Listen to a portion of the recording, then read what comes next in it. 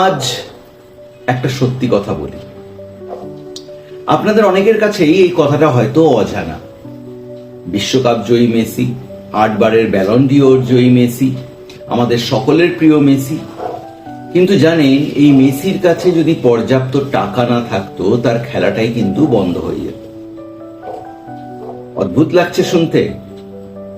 শুনুন আজকের এই প্রতিবেদনটি।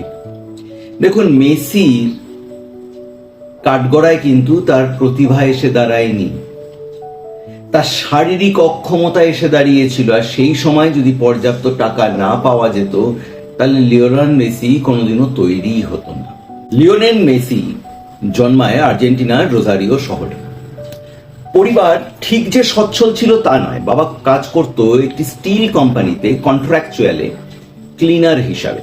এক কথায় বলতে গেলে স্ট্রাগলিং মিডল ক্লাস ফ্যামিলি। মেসির মধ্যে যেন ঈশ্বর প্রদত্ত প্রতিভা। সে ছোট থেকেই ফুটবল ছাড়া কিছু বোঝে না। স্কুলে গেলে ফুটবল, বন্ধুদের সাথে ফুটবল, খাওয়ার পরে ফুটবল, রাস্তায় ফুটবল, রাত্রে ফুটবল। সে যখন সময় পেত তখনই ফুটবল খেলত। পরিবার কিন্তু বুঝে গিয়েছিল যে সাধারণ নয় মেসি, কিছু ঈশ্বর প্রদত্ত জিনিস আছে এবং ফুটবলের প্রতি প্রেম আছে, যেখানে 5 বছরের ছেলেটি দিন নেই রাত নেই, যখন পাচ্ছে সময় তখনই ফুটবল নিয়ে খেলা শুরু করছে। মেসির বয়স যখন ঠিক 9 থেকে 10 বছরের মাঝখানে, সেই সময় পরিবার তার শরীরের মধ্যে এক অস্বাভাবিকত্ব লক্ষ্য করে। কি প্রবলেম তেমন কিছু না, কিন্তু একজন 9 থেকে 10 বছরের ছেলে যতটা বাড়া উচিত ততটা বাড়ছিল না। না হাইটে বাড়ছিল, না গ্রোথে বাড়ছিল। পরিবার লক্ষ্য করে যে মেসি তো বাড়ছে না। যথারীতি কিছুদিন দেখার পরে তাকে ডাক্তার দেখানো হয়। ডাক্তার বলে গ্রোথ হরমোন ডেফিসিয়েন্সি। ডাক্তার দেখেই বলে এমনি কোনো সমস্যা নেই, কিন্তু ওর যে সমস্যাটা আছে সেটা বিরল রোগ, গ্রোথ হরমোন ডেফিসিয়েন্সি, GHD। সোজা ভাষায় বুঝে নেওয়া যাক এই রোগটি আসলে কি। দেখুন, আমাদের হরমোনের সিক্রেশন হয় পিটিউটারি গ্ল্যান্ড থেকে, আর সেই পিটিউটারি গ্ল্যান্ড থেকে যে গ্রোথ হরমোন বেরোয় সেটা মেসির ক্ষেত্রে অনেক কম পরিমাণে বেরোচ্ছিল। এবং তার এফেক্ট কি হচ্ছিল? সে লম্বায় বাড়ছিল না, তার মাসেল ডেভেলপ হচ্ছিল না, ফিজিক্যাল গ্রোথই তার আটকে গিয়েছিল। সমাধান কি? ডাক্তার বলল সমাধান আছে, আপাতত প্রতি মাসে চালিয়ে যেতে হবে ইনজেকশন। কিন্তু সমস্যা একটাই, এই সব ইনজেকশন প্রচুর কস্টলি হয়। তাহলে আচ্ছা, কে বহন করবে বা কিভাবে বহন করবে একজন সাধারণ মধ্যবিত্ত পরিবার? বাবা মা হতাশ হয়ে পড়ে। তাদের কাছে স্বপ্ন আছে, ছেলের মধ্যে প্রতিভা আছে, কিন্তু ছেলেটি আদৌ সার্ভাইভ করবে কিনা, ছেলেটি গ্রোথ হবে কিনা, ছেলেটি আদৌ কোনোদিনও ফুটবল খেলতে পারবে কিনা, বড় হয়ে কোনো টিমে চান্স পাবে কিনা, সেই স্বপ্ন টাকার জন্য অধরাই রয়ে যাচ্ছে। মেসি তখন খেলতো আর্জেন্টিনার নিউ বয়েজ ওল্ড ক্লাবে। ড্রিলিং থেকে ক্লাইম্বিং থেকে শট মারছে, সবকিছু ঠিক। অনেকে তো বুঝতেই পারছে না যে মেসির ভিতরে কি চলছে। আর মাসের পর মাস ইনজেকশন চলে যাচ্ছে, ভেতরে চলছে বাবা মা এবং ছোট্ট মেসির মধ্যে যন্ত্রণা। মানে ভাবুন, ইনজেকশন লম্বা সময় পর্যন্ত চালানোর মতন পর্যাপ্ত পয়সা নেই। ইনজেকশন যদি না চলে তাহলে গ্রোথ বন্ধ হয়ে যাবে। গ্রোথ যদি বন্ধ হয়ে যায় তাহলে ছেলেটির খেলা বন্ধ হয়ে যাবে। মেসির বাবা এবং তার পরিবার প্রতিটি আর্জেন্টিনার ক্লাবের সাথে গিয়ে কথা বলে তার দায়ভার এবং খরচার ব্যয়টা এবং খরচা বহন করার কথা বলে।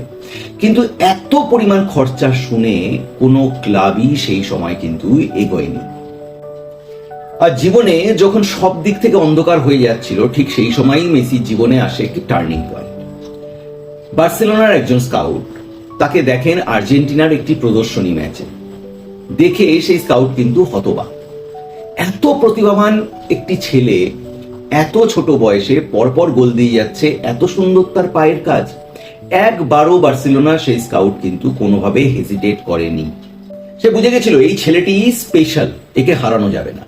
কিন্তু স্কাউটের পক্ষে ক্লাব কর্তৃপক্ষকে মানানো ছিল বিশাল চাপের। যথারীতি অনেক চেষ্টা করার পরে ফাইনালি বার্সেলোনা ক্লাব তার দায়িত্ব নিতে রাজি হয়। ঘটনাটি কিছু এরকম হয়, একটি রেস্টুরেন্টে বসে বেসিক মিটিং হয় এবং সেখানে কোনো কাগজও ছিল না সই করার। সেই সময় বলা হয় যে টিস্যু পেপার ছিল রেস্টুরেন্টে, তার মধ্যেই বার্সেলোনা ক্লাব সই করে দেয় যে আমরা তোমার মেডিকেল খরচা বহন করব। এটাই ছিল মেসির পরিবারের একমাত্র শর্ত। 13 বছর বয়সে মেসিকে ছাড়তে হয় তার দেশ, সে চলে যায় স্পেনে।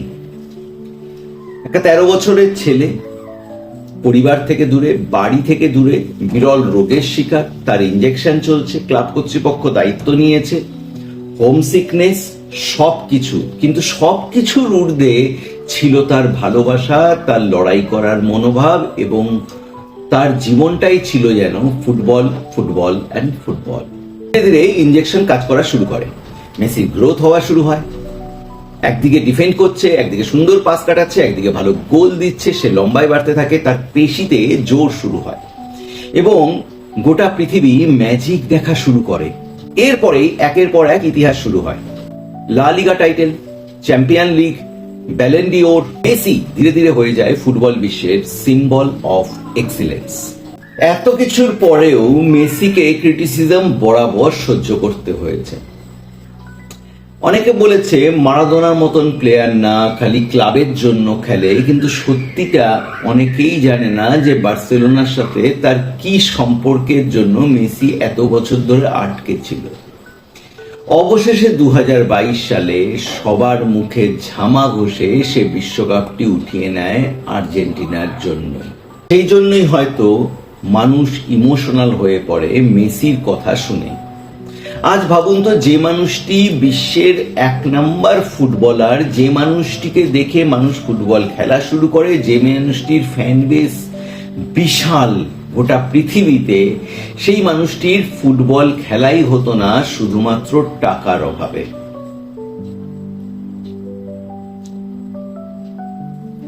মানে ট্যালেন্ট ছিল, কিন্তু ঠিক সময়ে স্কাউট যদি না দেখতো, অপরচুনিটি যদি না পেত, এই ট্যালেন্টও কিন্তু ধূলিসাৎ হয়ে যেত।